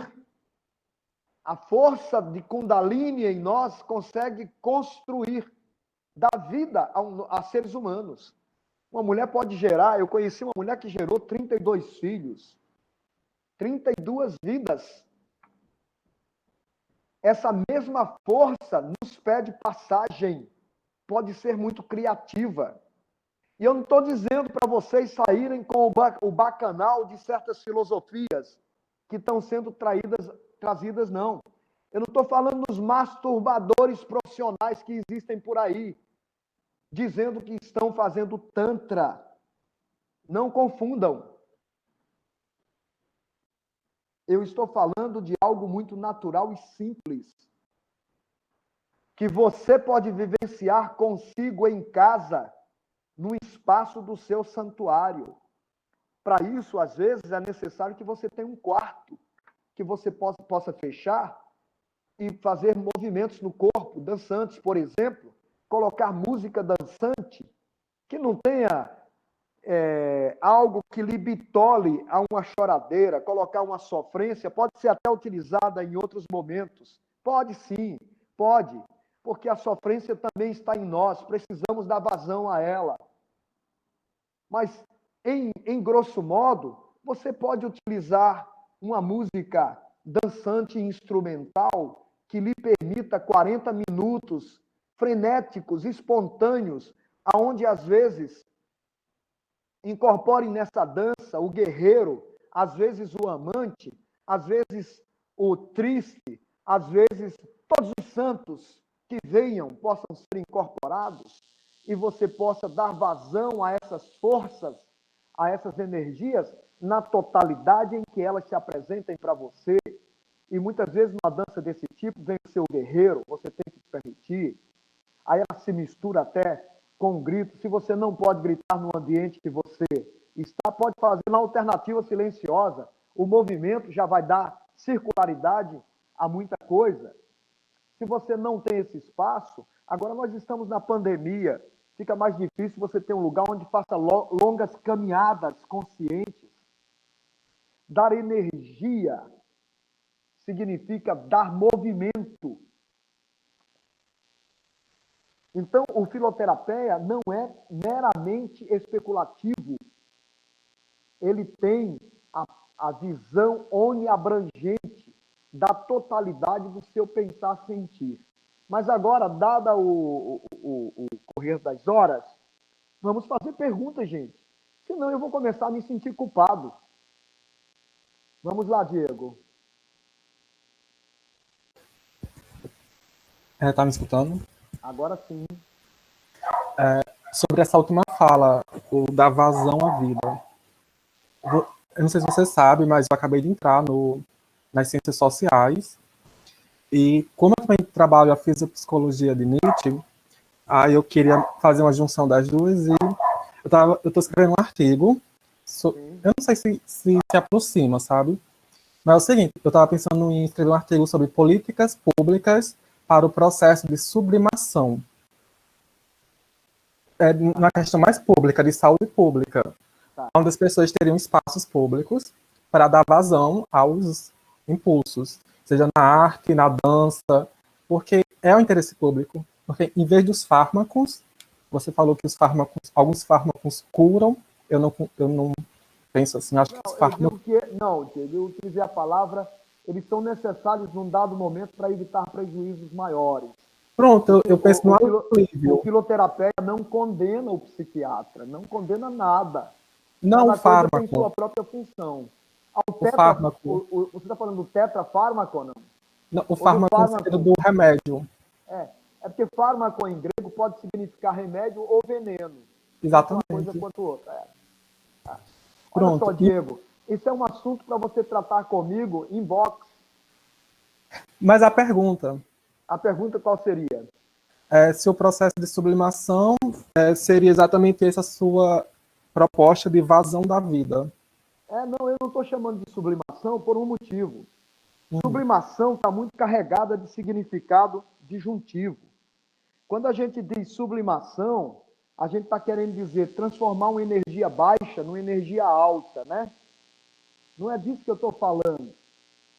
Eu estou te dizendo que, do ponto de vista grego antigo, a vida inteira, em todas as suas instâncias, é divina. Não tem nada para ser sublimado. Tem para ser acolhido e vivenciado. Não precisa ser sublimado por uma questão muito simples. A única coisa que nós precisamos em nossa alma, segundo o ponto de vista grego antigo, e da filosofia platônica, na perspectiva em que eu a defendo, é que nós precisamos fazer aquela divisão que você já está acostumado a ver. Psique, essa alma que eu sou, que você é aí dentro, essa alma precisa saber pensar as coisas que são noeton, inteligíveis, e pensar as coisas que são aisteton, sensíveis. E ver que a totalidade absoluta, ela é composta por noeton e aisteton. O aisteton não precisa ser transformado em noeton, nem o noeton precisa ser transformado em aisteton, tá? Não existe a divisão entre duas realidades. Portanto, nada a ser sublimado, mas a ser compreendido. O que nós precisamos é compreender o que em nós é carne e o que em nós é espírito. Mas não se trata de querer transformar a carne em espírito, nem o espírito em carne. Apenas a realidade total da existência é carne e espírito juntos. Tá? Sexo e Deus juntos. Ou melhor, a energia mais baixa tem sua função, tanto quanto a energia mais alta. O nome disso é Topã, e o nome disso é visão grega antiga, onde as coisas são dentro de uma totalidade. Eu estou dizendo para vocês que, nesse contexto, morte e vida não estão separados. Então, amigo, não há nada que não seja divino nessa visão grega antiga. A totalidade é divina. Portanto, não precisa ser sublimada. Precisa ser compreendida, acolhida e vivenciada em sua totalidade. Vai chegar um momento em que você vai perder essa casca chamada soma. Soma, em grego, é corpo, né?